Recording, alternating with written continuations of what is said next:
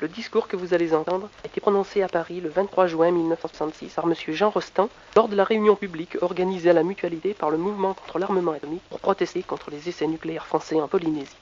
Chers camarades et amis, dans quelques jours, l'État français va faire exploser en Polynésie française, près de Tahiti, aux environs de l'atoll de Mururoa, des bombes atomiques A, type Hiroshima, les appartenant à cette catégorie spéciale que l'on qualifie de bombes dopées parce qu'on y a introduit certains perfectionnements qui les rapprochent en vertu explosive et donc en dignité meurtrière des bombes thermonucléaires de type H.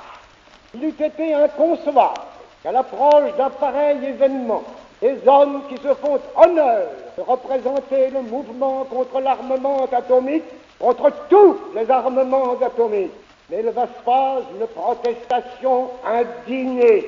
Nous protestons de toutes nos forces contre ce nouvel abus de la nouvelle République.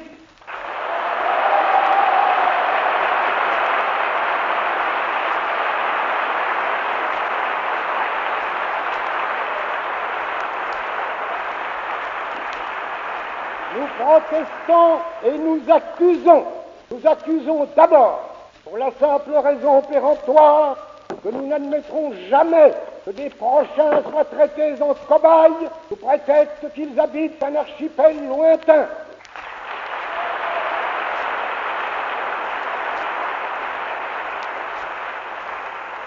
On ne dise pas surtout, car ce serait ajouter la mauvaise foi à la mauvaise conduite, que ces explosions sont inoffensives, toute précaution ayant été prise pour que les populations n'en subissent aucun contre-coup fâcheux. Ce sont là des paroles creuses, car toute explosion atomique à l'air libre, où qu'elle se produise et quelques précautions que l'on prenne, libère à grande distance, et bien au-delà de la zone dite dangereuse, des poussières radioactives, répandues sur le sol et dans les eaux, exerceront des effets nocifs sur tous les êtres vivants, y compris les êtres humains. Ces effets, alors même qu'ils ne sont pas apparents et immédiats, nous savons qu'ils comportent des dommages invisibles, ne se manifestant qu'à plus ou moins longue échéance, dommages infligés au patrimoine héréditaire et qui se traduiront par un vieillissement prématuré, par l'apparition de cancers ou de leucémie, ainsi que dans les générations suivantes, par une augmentation du nombre des malformations, des infirmités, des monstruosités. On ne prétende pas que les doses de radioactivité ainsi libérées sont trop faibles pour atteindre le seuil de la malfaisance. Tout au moins, en ce qui concerne les altérations génétiques, il n'y a pas de seuil de nocivité. Toute augmentation, légère soit-elle, de la radioactivité élève le taux de mutation dans les cellules germinales et par suite contribue à dégrader les virtualités héréditaires des sujets exposés à ce supplément de radioactivité. Et encore, pour couvrir le champ d'une légitime inquiétude, faudrait-il tenir compte de tous les effets encore mal connus, voire inconnus de la radioactivité due aux explosions nucléaires. Tenir compte des dangers des retombées sèches, qui selon le professeur Burg et le docteur Niveau peuvent porter atteinte aux tissus pulmonaires, du risque de concentration des isotopes dans les tissus de certains végétaux ou animaux qui seront ensuite consommés par l'homme, sans parler des surprises, des négligences, des erreurs toujours possible au cours de telles opérations, et qui interdisent aux experts de l'atome de trancher avec suffisance et d'assumer d'un cœur léger la responsabilité d'une entreprise où la moindre défaillance technique se paye dans la chair d'autrui par d'irréparables dommages. Je sais bien, on se réfugie dans des sophismes, des risques dont nous dénonçons la malfaisance.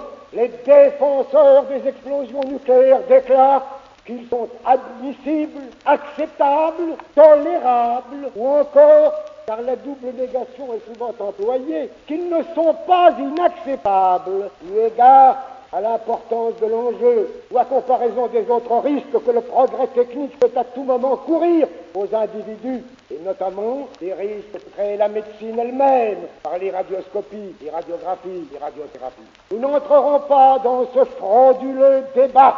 Il ne s'agit pas d'opposer le risque qu'on inflige aux Polynésiens avec ceux qu'on impose aux malades dans leur intérêt. En plus, il n'est de mise de se souvenir que d'autres nations, antérieurement aux accords de Moscou, n'ont pas voulu se laisser arrêter par les scrupules qui devraient nous retenir aujourd'hui. Nous bornerons à affirmer, nous maintiendrons contre toutes les aspersions de la propagande officielle que les explosions atomiques de Muroria ne seront pas inoffensives pour la population. Et nous mettons au défi de nous contredire tout homme de bonne foi. Il est décemment informé. Cela suffit devant notre conscience pour autoriser notre protestation et fonder notre accusation. Ajouterons-nous que ces expériences, en dehors de leurs effets locaux, auront pour effet d'augmenter un peu partout une radioactivité qui déjà, du fait de toutes les explosions provoquées depuis Hiroshima, a déposé du strontium radioactif dans les eaux de tous les enfants du monde. Comment est-il possible que devant ces menaces qui pèsent sur la santé de nos enfants, nous n'ayons pas avec nous tous les parents? Comment est-il possible que les explosions atomiques soient tolérées par les mêmes personnes qui, si la leucémie frappe un des leurs, ont assez chaviré par l'angoisse pour aller demander secours à tous les charlatans?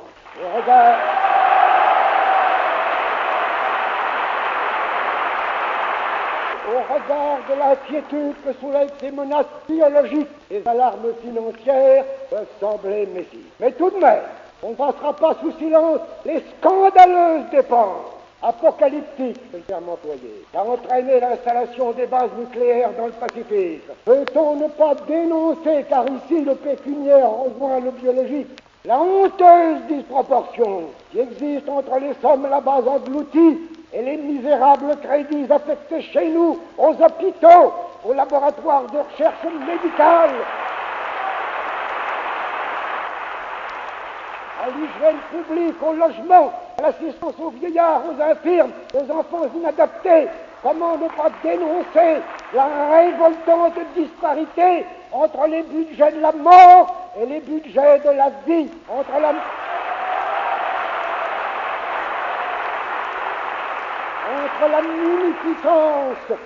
la munificence dont on fait preuve pour ce qui tue et qui détruit, et la lésinerie pour ce qui soulage ou qui sauve.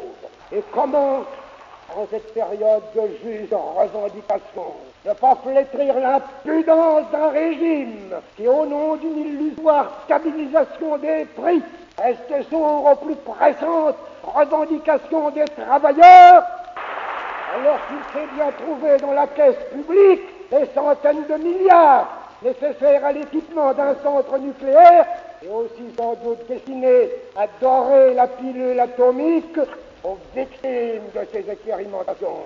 Et venons enfin à la question essentielle. Pourquoi ces coupables dilapidations s'entablant notre pays? Pourquoi ces explosions malfaisantes afin d'offrir à la France le cadeau empoisonné et la force de frappe? Et c'est contre cela peut-être surtout que nous protestons ce soir. Nous protestons, comme nous avons protesté hier, contre l'implantation des fusées nucléaires en Haute-Provence, comme nous protestons chaque fois que sera franchie une nouvelle étape dans la militarisation de l'atome. Et je sais bien, sortant ici du plan de la biologie, je m'expose à être traité d'incompétence et renvoyé à mes grenouilles. Alors, mais je dirais quand même tout net ce que j'ose penser de la force de frappe. Je dirais qu'elle ne peut être qu'un simulacre ou une folie. Elle ne peut être employée sans provoquer instantanément la riposte qui anéantirait le vulnérable hexagone. Je dirais que ce qu'on appelle notre indépendance atomique n'est que le droit au suicide solitaire. Je dirais que la force de frappe nous expose au lieu de nous protéger. Elle n'est pas un bouclier mais une cible. Je dirais qu'elle donne au monde le mauvais exemple en incitant à la dissémination des armes nucléaires et le plus redoutable des périls, et comme la généralisation du cancer atomique. Je dirais, car j'ai entendu sur ce point Hélène Langevin, et j'ai plus confiance en elle que dans les élucubrations de nos ministres. Je dirais que loin de servir la recherche scientifique, elle détourne de la recherche fondamentale une multitude de chercheurs, qu'elle exténue le pays, qu'elle entrave le progrès social et culturel. Je dirais qu'elle bafoue une tradition de générosité et de pacifisme qui faisait jusqu'ici le meilleur de notre héritage spirituel. Je dirais que loin de grandir la France, elle la rapetisse, car le chemin de la bonne grandeur ne passe pas par les usines gâteaux.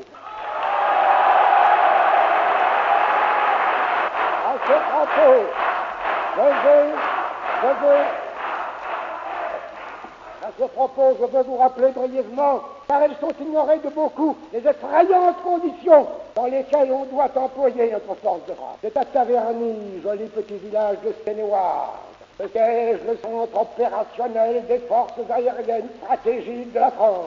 Là, ont de vastes carrières de gypse, détiennent en permanence 6 hommes qui peuvent donner le signal de départ au fameux Mirage 4 porteur des bombes dont on va précisément faire l'essai demain à Mururoa. Une fois le signal lancé, nulle reprise, nul repentir possible. Un coup, il n'y en aura pas deux. On lâche le paquet et on attend la réplique mortelle. C'est le harakiri atomique, c'est ce qu'on appelle, avec un humour militaire, l'opération survie.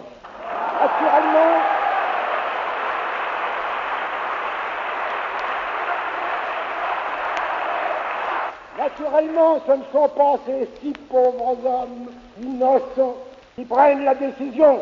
L'ordre criminel, l'ordre suicidaire, transmis en 2 messages codés et indépendants, émane d'un seul homme, le président de la République. Les autres nations montrent plus de souplesse dans la logique. Elles admettent le principe de l'escalade. C'est quand même un progrès dans l'horreur, un grain de sagesse dans la folie. La France, elle, répudie cette doctrine, car tout son espoir de dissuasion repose sur cet avertissement démentiel, sur ce monstrueux engagement de répondre par des représailles massives à toute agression majeure. Agression majeure.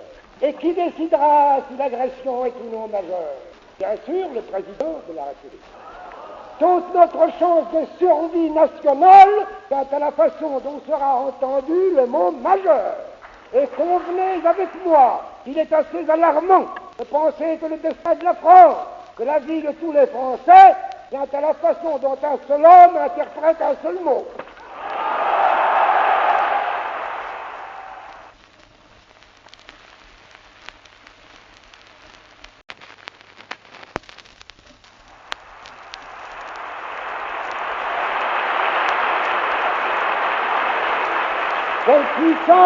Quelle puissance, ce président! De toute manière, mesdames et messieurs, quel devrait-il être, cet homme? Quel nous lui fassions crédit, que nous déposions notre destin entre ses mains? Quelle garantie serions-nous en droit d'exiger quant à son caractère, son tempérament, sa sensibilité, son affectivité, son discernement, soyons de sûreté d'appréciation, son respect de la vie humaine? Président, n'est-ce pas un homme qui mentit à son peuple, un homme qui ne confonde pas orgueil et patriotisme, un homme qui songe aux Français plus qu'à la France, un homme qui se soucie du bien public plus que de la statue qu'il attend de l'histoire, un homme qui est assez de cœur pour grâce à un ennemi, un homme qui n'a pas de sang sur les mains, un homme extrêmement respectueux de la légalité publique, un homme qui ne joue pas au président Soleil et n'aspire pas à dormir à Trianon,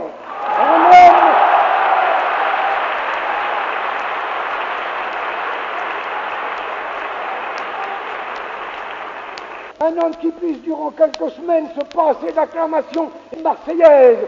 Un homme qui ne redoute pas la vérité, eût-elle un parfum peu. Un homme qui soit un brave homme, encore qu'un grand homme.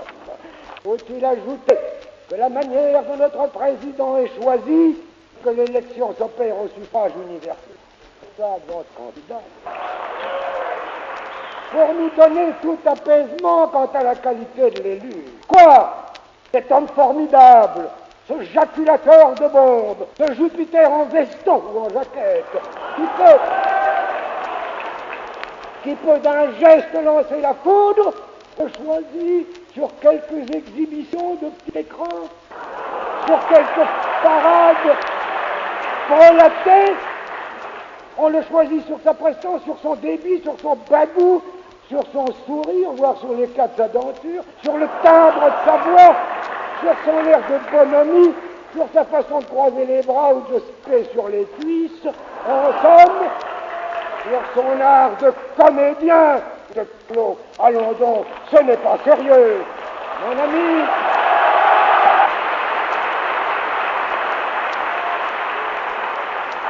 Mon ami, le docteur Laforgue, qui était un grand psychanalyste, me disait jadis que tout homme ambitieux de diriger un pays devrait avoir subi une psychanalyse. Souvent revenu à l'esprit. Pour un malheureux chauffeur de taxi, exige des examens périodiques quant à sa tempérance, à la sûreté de ses réflexes, à son acuité visuelle. Et pour l'homme qui conduit la France, peut en une seconde la faire verser dans l'abîme, aucun contrôle, aucune garantie d'équilibre psychique.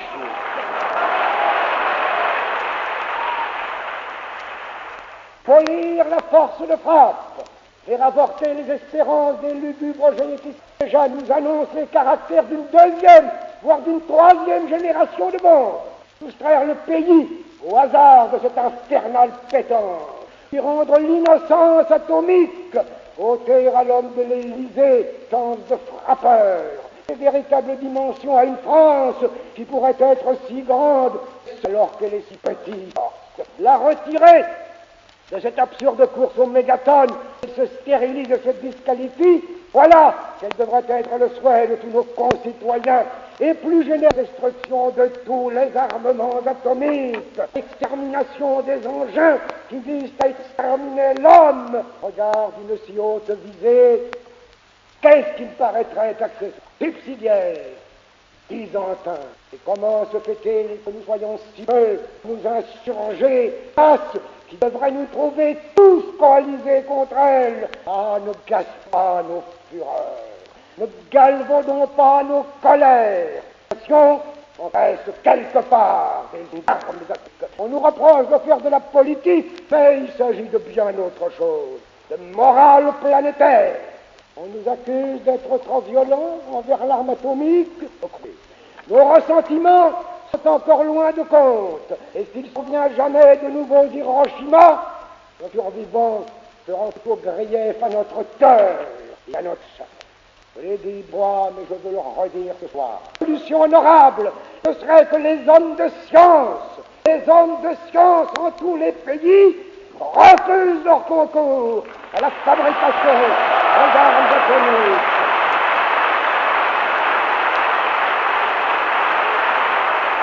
International des hommes de science, objection collective de conscience. Les hommes de pensée faisant grève à l'industrie de mort, voilà qui serait digne, voilà qui serait beau et qui redonnerait à la science le crédit qu'elle est en train de perdre en ce temps-là complice des plus ignominieux projets. Hélas, nous savons bien, il s'agit là d'un naïf et généreux fantasme. Pourrait inspirer un beau film à Léonide Mogui et rien de plus. Nous savons bien qu'en tout pays, les gens de science comme les autres sont captifs de leurs préjugés, ne comptons pour eux. S'ils donc désespérés, non peut-être, car il y a les peuples toujours victimes, toujours payeurs, toujours dupés, toujours scients. Enfin, former un monde uni pour secouer la dictature atomique. Et dans ce peuple, il y a les jeunes, les vieux, nous ont tellement déçus. Les jeunes n'en ont encore pervertis par l'esprit de haine et de violence, contaminés par la stupidité chauvine. N'est-ce pas d'abord aux jeunes qui refusent de périr sous les forces de frappe? Il appartient d'aider à l'œuvre de désarmement qui ont l'avenir devant eux, de faire en sorte qu'il y ait un avenir, d'imposer un monde respirable, paix ne soit plus déshonoré et de la terreur. Un monde où on n'aura plus à craindre à tout moment que l'homme succombe sottement, niaisement, ridiculement aux effets d'une science mal gouvernée. Un monde où il n'y aurait plus nulle part d'arsenal atomique, de tanière atomique, de banc d'essais atomiques, ni de président presse-bouton. Et que lutte contre l'atome de guerre, suivre avec les maigres moyens qu'on nous dispose. En face de ces usines de mensonges, que sont les télévisions, les radios, les journaux à grand tirage, que de tous les artisans de la vie. Si vous le savez formel, même légère, aux marchands de mégatonnes. Ne savons-nous pas avec exultation réciter nos réunions, meetings, nos congrès, nos marches, enfin toutes les manifestations de notre NCA. Il n'y a guère que le canard enchaîné qui ose parler un peu mieux.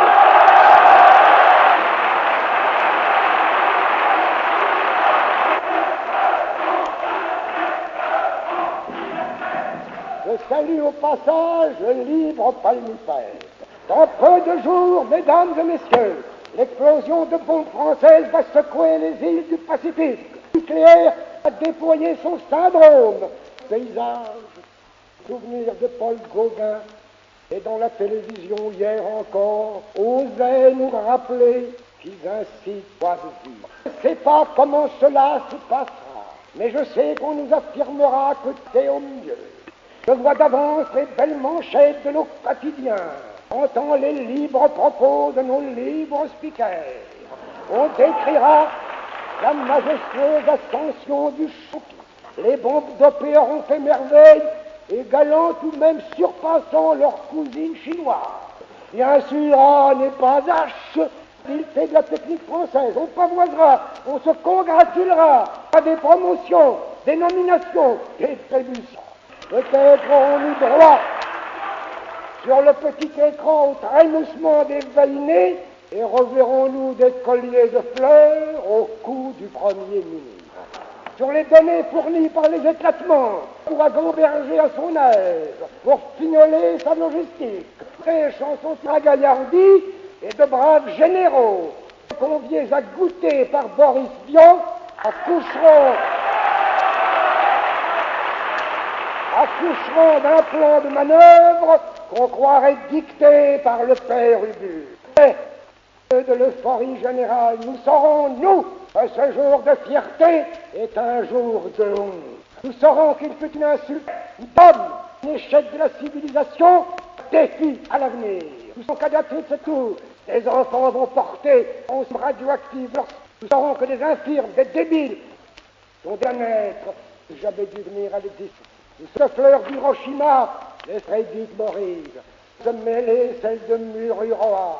Ce coup bas a été porté au protoplasme humain. Le génocide, le cancer, fait le jeu de la leucémie qu'on a lâchement collaboré avec la mort. Nous saurons que par ce nouveau fracas, des échos furent éveillés, généra de détestables émulations. Encore un doute sous les désastres, sous quoi de plus la soi-disant civilisation a démontré sa sauvagerie, nous saurons qu'une fois de plus, la science s'est abaissée. Somme de quelques savants à voir le nom. On a pactisé avec le mal, manqué au respect de la vie, ruiné des espoirs et anéanti des rêves, donc on a menti à la vérité profonde du temps de l'ombre, une France qui rayonnait par Jean Jaurès, par le docteur Schweitzer, par Albert Camus.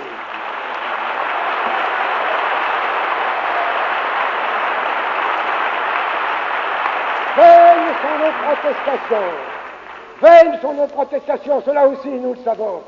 Nous n'empêcherons rien, nous n'arrêterons rien. Ne pensons pas, comme Cyrano, que c'est bien plus beau lorsque c'est inutile, que cela est nécessaire, bien qu'inutile. N'est-ce pas d'ailleurs ainsi qu'Octo défait la poésie? Ce soir, nous ne sommes que des poètes. Mais il fallait bien qu'un peu de vérité pût briller sur les choses graves qui vont se battre demain. Il fallait que quelques hommes, tout au moins, sans ambition ni sans désolidarisent du crime, de ceux qui ont tout lieu de voir ou dans l'intimité de leur cœur accusent comme nous, inutilement, désespérément, poétiquement, mais furieusement. Et n'oublions pas que c'est un poète, aussi mortel par le civisme, par le génie. Du fond de sa terre d'exil, ces deux vers calmes et vengeurs. À toute époque, on aime de se répéter, en triomphe la mauvaise cause. Ce serait une erreur de croire que ces choses finiront par des chants et des apôtres.